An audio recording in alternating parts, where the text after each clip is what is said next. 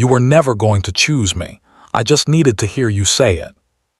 She had rehearsed that line in the mirror 18 months ago, the night she drove home from the Daejin building with her leather folio on the passenger seat and her jaw locked tight. She never said it out loud. She swallowed it the way she had learned to swallow everything, cleanly, without a sound, like it cost her nothing. It cost her everything. "My name is Adiz Akefer, senior partner, Federal Criminal Defense, built from scratch, paid for in full, and not once subsidized by anyone's charity. When powerful men make catastrophic decisions, they call me.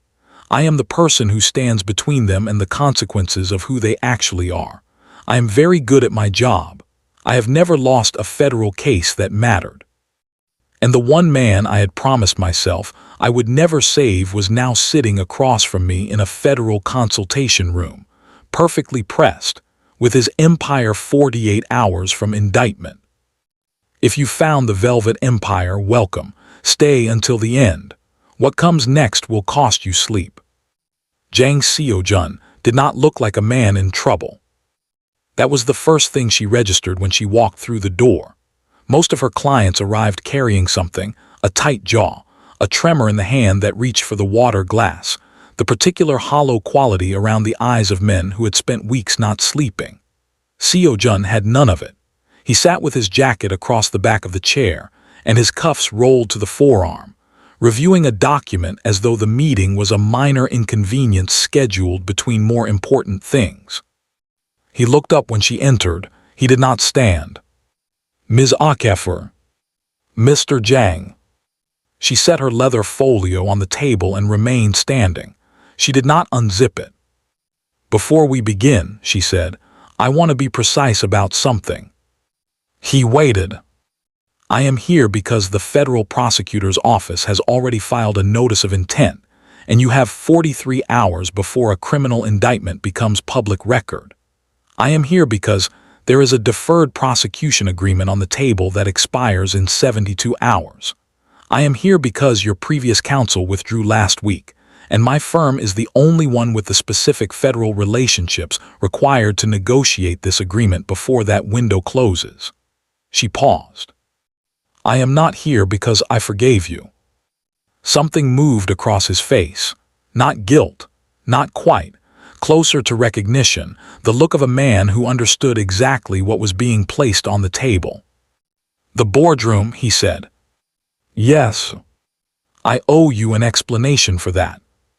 "You owe me nothing," she said evenly. "That is not why I brought it up.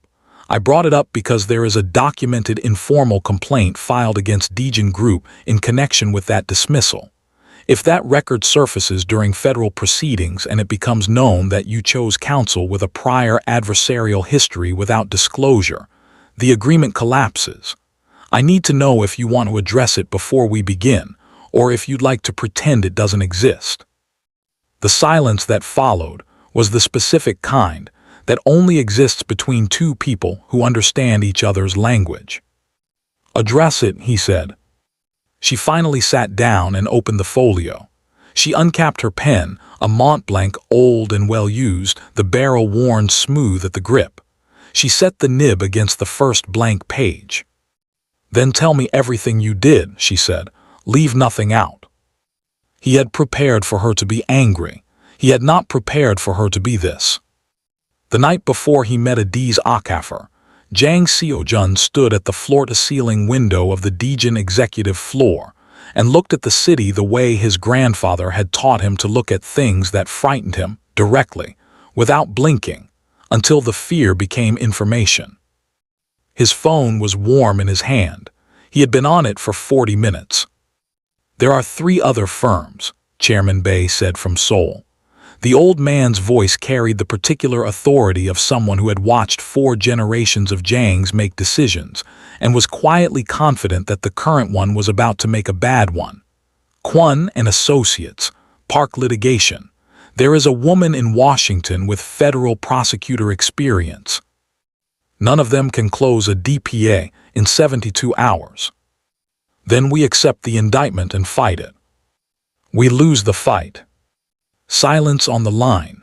Outside, 37 floors below, a black car idled at the curb. His motorcade. It had been idling for 20 minutes because he had not yet told it where to go. "The Akafir woman," Bay said carefully. "You understand what it looks like." "I understand exactly what it looks like." "She filed a complaint against this company." "An informal one, never formalized." Seo-jun turned from the window. His reflection turned with him, precise, controlled, giving nothing away. "She is also the only attorney in this city with the federal relationships, the prosecutorial history, and the specific knowledge of international financial compliance law required to negotiate this agreement in the time we have. Everything else is cosmetics." Another silence, longer. "If she discovers what you know about her connection to the accounts." "She will." And he had an answer for that. He had built the answer carefully over 3 weeks, the same way he built everything, structure first, contingency second, sentiment nowhere.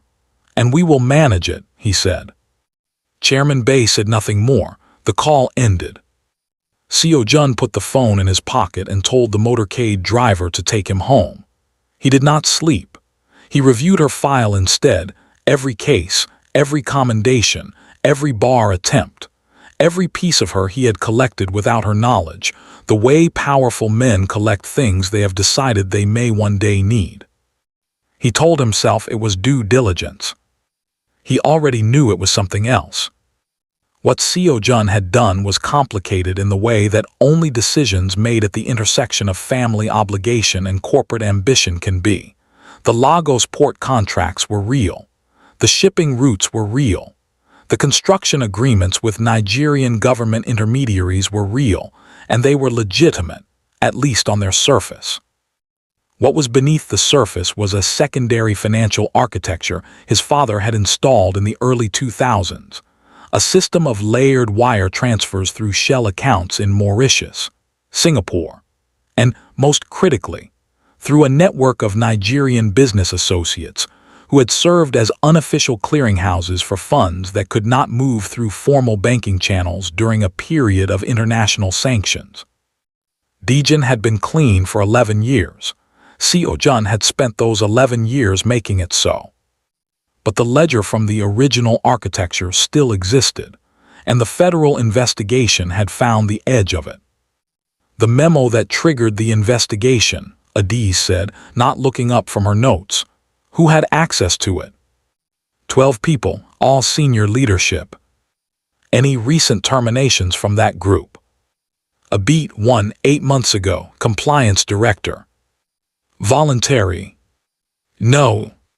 "She wrote something. Do you know where he is now?" "He returned to Seoul." "I'll need his full name and the circumstances of the termination in writing before midnight tonight." She turned a page. "The secondary account structure, the Mauritius architecture. Does the current ledger still exist in a form accessible to federal auditors?" Seo-jun's answer arrived a half-second too late. "No." She heard it that half-second. She did not look up. She kept writing. But something shifted in the room, a change in air pressure so subtle that only someone paying very close attention would feel it. She was paying very close attention. "All right," she said calmly. "I'll need full access to Daejin's current compliance documentation, the last 4 years of port contract filings, and all internal communications related to the Lagos accounts. Have everything to my office by 6 a.m. She capped the pen and closed the folio and looked at him directly for the first time since she had sat down. "One more question." "Yes." "Is there anything you have not told me that I will discover on my own before this is over?" The question landed between them like something thrown from a height. He held her gaze. "No." She nodded once and stood. "Then we have work to do." But what happened next, in the corridor outside, in the 12 seconds between the consultation room and the elevator, changed everything. Her phone screen lit up with a name she had not seen in 2 years, a number she had not expected to see in connection with anything federal, a name that had no business appearing in the same week as Daejin Group. Uncle Emeka. She stared at the screen until the call went to voicemail. She did not call back. The next 4 days were structured around impossible precision. Adi's firm occupied the 14th floor of a building in Midtown that smelled like money and air conditioning. Her office specifically smelled like the shea butter she kept in the bottom drawer for headaches, and the strong Nigerian tea her assistant Falik brewed every morning without being asked. The tea was the one unnecessary luxury in a workspace otherwise stripped to function. She worked 18-hour days. So did Seo-jun, though he worked from his own offices, a penthouse floor in a glass tower downtown where everything was chrome and negative space, and the kind of design that says we have so much that we need nothing decorative. His assistant forwarded documents every 2 hours. Adiz reviewed them all. They were good documents, meticulous, 11 years of genuine compliance work, layered over a foundation that someone had tried very hard to bury. On the second afternoon, Falik knocked and came through the door carrying a manila envelope with a federal court stamp on the return address. She set it on the desk with the careful deliberateness she used for things she did not fully understand but sensed mattered. "This came by courier," Falik said, "not the usual channels, hand-delivered to reception." Adiz looked at the envelope without touching it. "From the prosecutor's office." "Yes, ma'am." Falik paused at the door. She was 26, from Abuja, and she had worked for Adiz for 3 years. In 3 years, she had learned to read the particular stillness that meant her employer was calculating something that cost more than it appeared to. "Should I stay?" "No, thank you, Falik." The door closed. Adiz opened the envelope. It was the federal disclosure packet, the government's own evidence file, produced as part of standard pre-negotiation discovery. She set the documents in order on her desk. She began reading with the systematic focus that had gotten her through 2 failed bar attempts and 14 federal cases without a loss that mattered. She was on page 43 when she found the wire transfer. It was inside a federal disclosure packet, a document produced by the prosecutor's office as part of their own evidence file. A secondary account transfer from 2003, a routing number she did not recognize, and a receiving account held by a company called Emeka & Sons Consolidated Holdings, Lagos. She sat with that for a long time. He knew. The thought arrived not as a question but as a completed sentence, flat and final. He knew before he hired you. He chose you because he knew. She stood up and walked to the window. The city spread below her, indifferent and glittering. The men whose money had funded her law school education. The men who had appeared at her father's funeral with envelopes and quiet dignity and no expectation of repayment. Those men were not peripheral to what Daejin had done. They were structural. They were in the wire.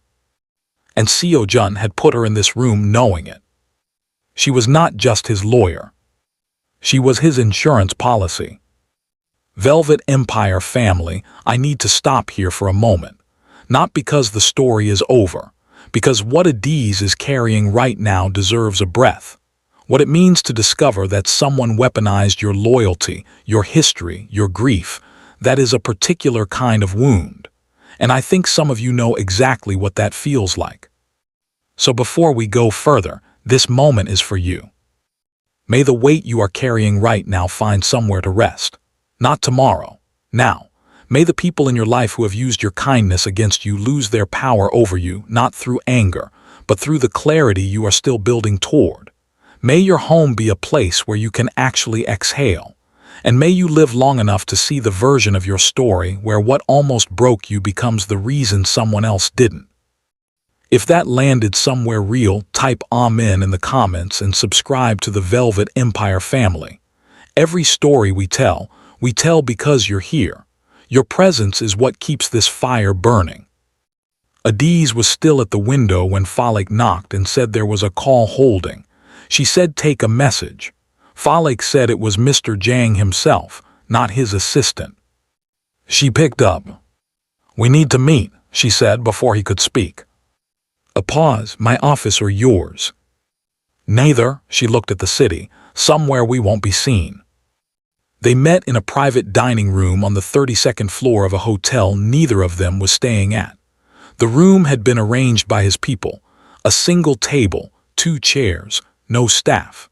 There was a bottle of wine on the table that he had not ordered and she did not touch. She sat across from him with her hands folded on the table and the Mont Blanc in front of her like a quiet warning. You knew, she said. She did not make it a question. He looked at her steadily. Yes. The word fell into the room and stayed there. You knew that Emeka and Sons was in the federal disclosure. You knew my connection to those accounts, and you hired me anyway. Yes. Because if I moved against Daejin, you could expose my conflict of interest, and the agreement would collapse. Yes. She nodded slowly, the way a person nods when they are processing something that has not yet become grief. How long have you known about my father's associates? Since before I dismissed your firm 18 months ago. She went very still.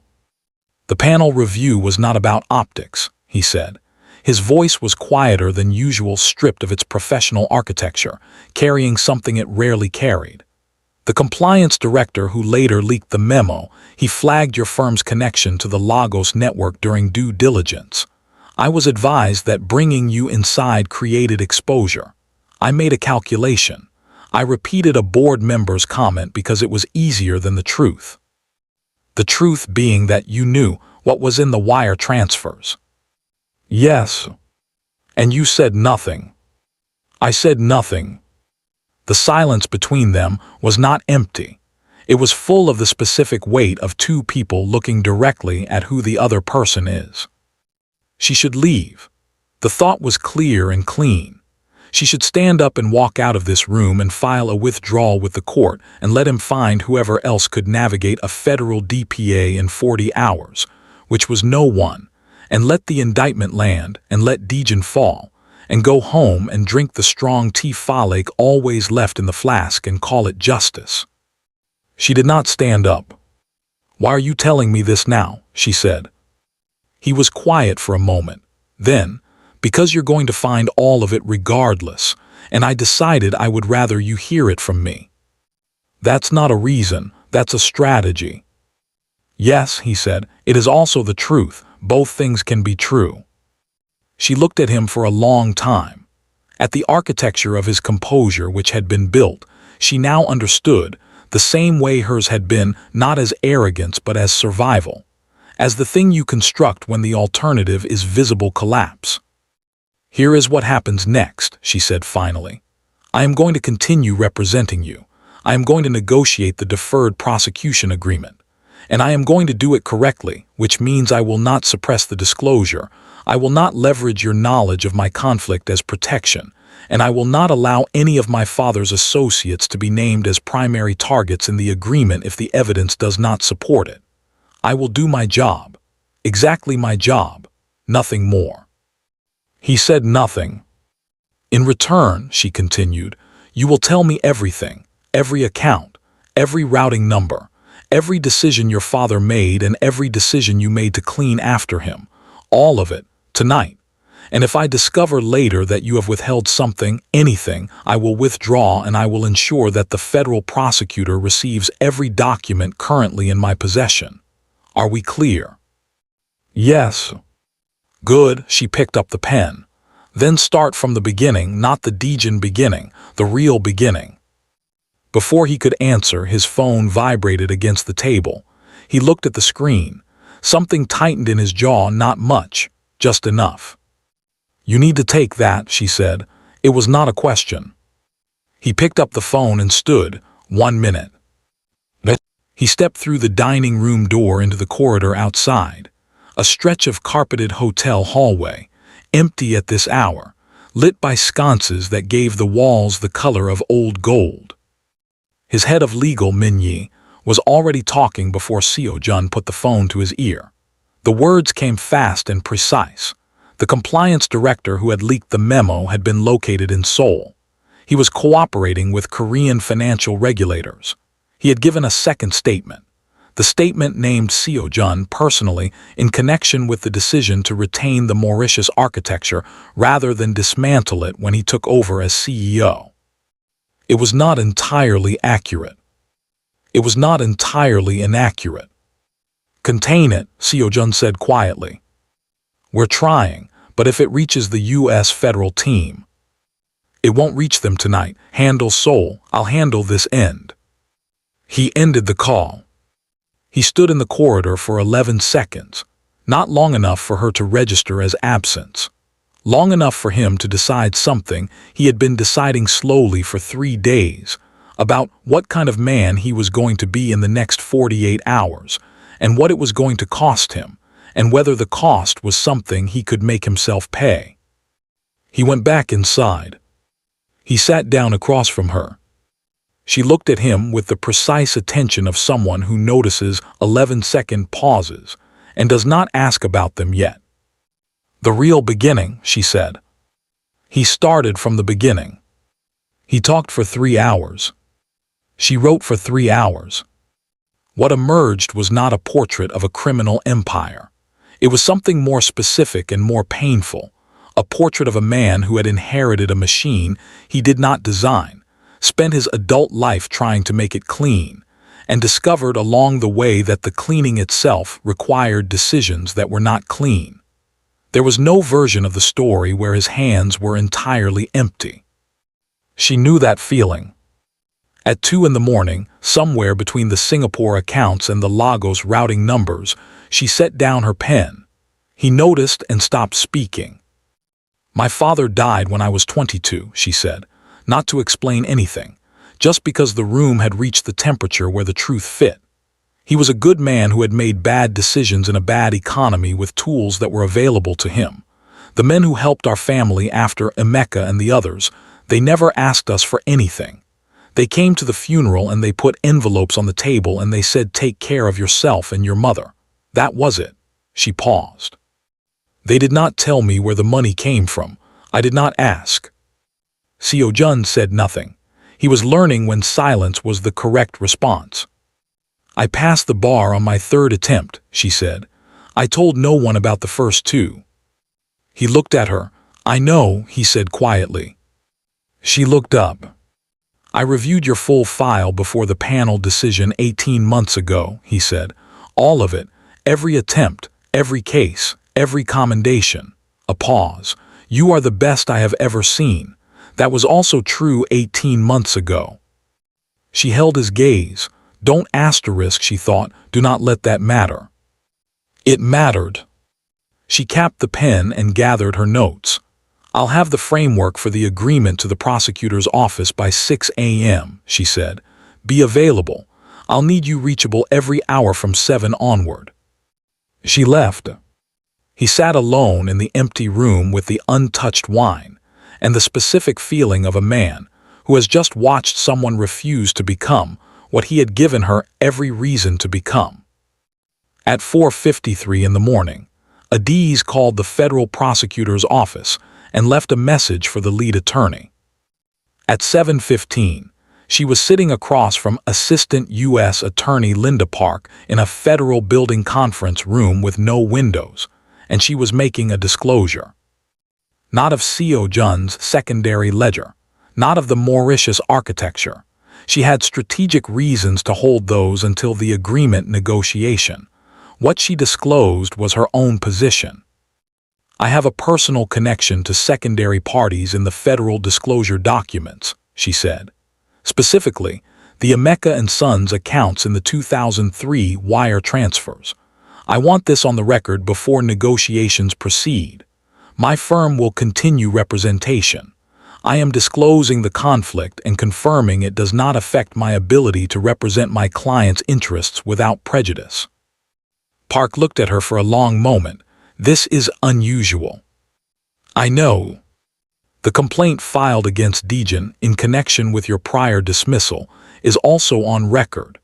You understand that my office will be scrutinizing your conduct throughout these proceedings at an elevated standard. I expect nothing less." "The federal appointment you've been tracking for 6 years," Park said carefully. You understand what this disclosure does to that process. Adi's face did not change. Yes. She understood exactly what it did. She had made her decision at 4:45 in the morning, sitting at her desk with her father's pen in her hand and the engraving catching the lamplight. Letter 1ECD, B letter 1E5, N-ACA, G letter 1ECB. It is in your hands. She could protect the appointment or she could protect herself. She had spent 6 years building toward the appointment. She had spent her entire adult life building the self. The choice was not difficult. It was simply final. The elevator from the federal building's 8th floor to the lobby took 41 seconds. Adi stood alone in it and did not move. Her folio was under her arm. Her coat was buttoned. Her face was composed in the precise way it was always composed when she was in a building where someone might see her. The doors were mirrored. She watched herself in them. You just gave up the appointment, not as accusation, just as fact, stated plainly the way she had trained herself to state facts, without drama, without softening, without the particular cruelty of telling yourself it didn't matter when it did. It mattered. 6 years of cultivated federal relationships, 18 months of positioning, a letter of recommendation from a sitting federal judge that had taken 4 years of impeccable conduct to earn. All of it rerouted in a single 7-minute disclosure meeting because she had picked up the Mont Blanc at 4:45 in the morning and realized she could not put her name on something that wasn't clean. The elevator stopped at the 4th floor. The doors opened. A young paralegal stepped in carrying a banker's box, glanced at her, looked away, the instinctive deference that people showed her in professional spaces, the automatic recognition of someone who occupied a room differently than most.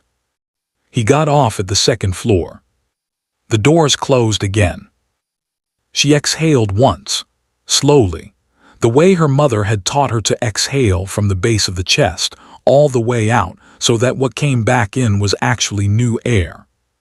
The lobby doors opened. She walked out.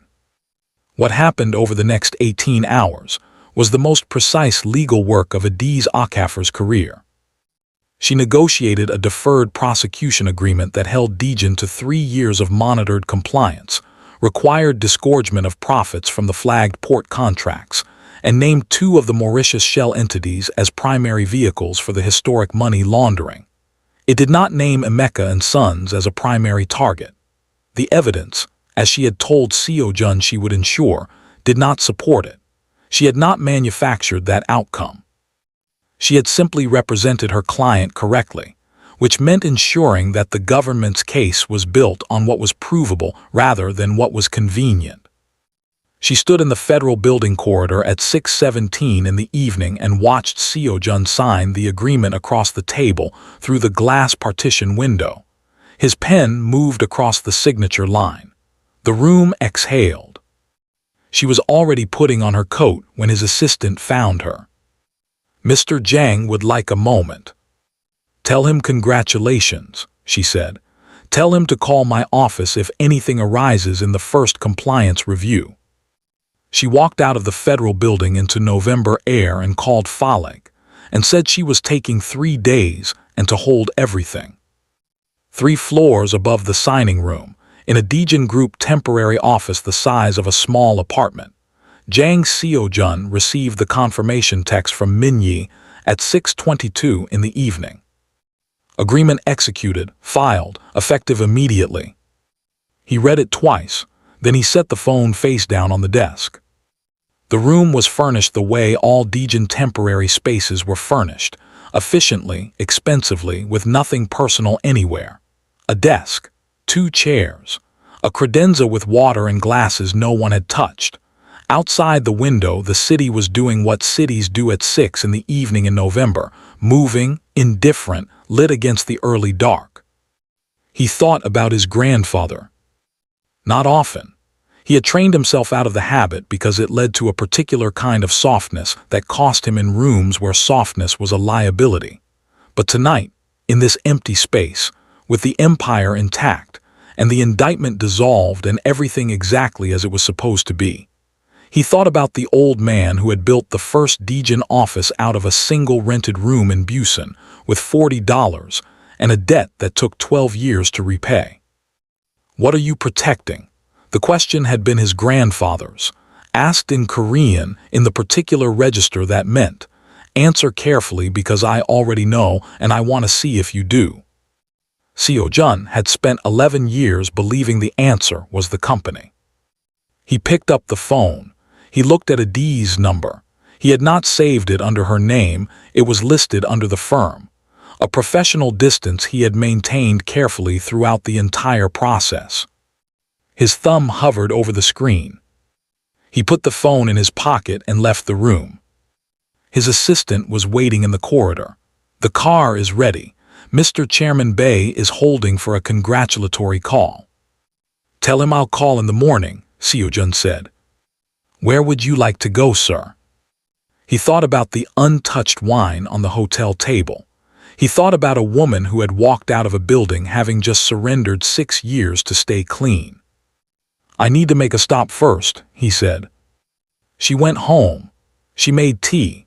She sat in her apartment, which was nice but not extravagant, the apartment of a woman who has learned to measure luxury in piece rather than square footage, and she sat with what she had done. The appointment was gone.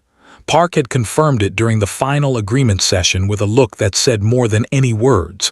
6 years. Gone. She had no regrets. She did not understand this about herself. She had expected to feel the loss more sharply. Instead, she felt clear, the specific clarity of a person who has acted according to who they actually are. Her phone rang. She looked at the screen. She knew who it was. She let it ring. He came to her office the next morning. Not his assistant, him. In a coat she had not seen before, charcoal, expensive but not ostentatious, the kind of coat a man wears when he is not performing. He had not called ahead. He stood in her reception and waited until Falik had no choice but to tell her. She came to the door. You have 5 minutes, she said. I have a call. I don't need 5 minutes. He reached inside his coat and produced a document envelope. He held it out. She looked at it without taking it. What is this? The ledger. She took it slowly. The secondary account records from the original Mauritius architecture, he said. Everything my father built, everything I cleaned, every decision I made along the way, all of it. She opened the envelope and looked at the first page. It was exactly what he said it was. Why, she said. Because you gave the prosecutor your conflict before I could use it. You removed my leverage before I had decided to use it. He paused. I had decided to use it. I want you to know that. I had the conversation with my legal team. I had the strategy. And then I watched you walk into that building and dismantle your own future to stay clean, and I could not make myself be the reason that cost you nothing. She looked at him. The man standing in her reception was not the man who had told her she was a charity case. He was also, she understood, not yet the man he was trying to become. He was somewhere in between, which was, she supposed, where most people lived. The appointment is gone, she said. I know. You can't fix that. I know. Then what is this supposed to accomplish? He looked at her with the specific directness of a man who has run out of strategy. I don't know, he said. I just knew I couldn't keep it. She looked at the ledger in her hands for a long time. Then she walked back to her desk. She uncapped the Mont Blanc. She signed her own name across the front of the envelope, a reflex, a habit, a claim. She looked at the engraving on the barrel. Letter 1 ECD B letter 1 E5 NACA G letter 1 ECB. She set the ledger in her outbox. Sit down, she said. I have another call after this one, but I have 5 minutes. He sat. It was a beginning. It was not a resolution. It was the kind of beginning that happens in the space between what two people have done to each other and what they might slowly choose to do instead. It had no guarantee. It carried the full weight of everything that had already happened, which is exactly what made it real. Some beginnings only become possible after everything else has collapsed. There is a question this story leaves behind. I have thought about it carefully, and I think you deserve to sit with it. Seo-jun hired Adiz knowing she was his insurance policy. He chose her not only for her skill but for her vulnerability, the paper trail of her grief, her father's network, the conflict of interest she didn't know she was walking into. And then, at the final moment, he chose not to use it. Was that redemption? Or is the absence of the worst version of yourself simply not the same thing as becoming better? And if that's true, should she trust the difference? I'm asking because I genuinely don't know. I think some of you will say that what he did at the end, handing over the ledger, showing up without strategy, was proof that something real had shifted. I think others will say that a man who builds an insurance policy out of someone's grief hasn't earned the right to call himself changed because he decided not to pull the trigger.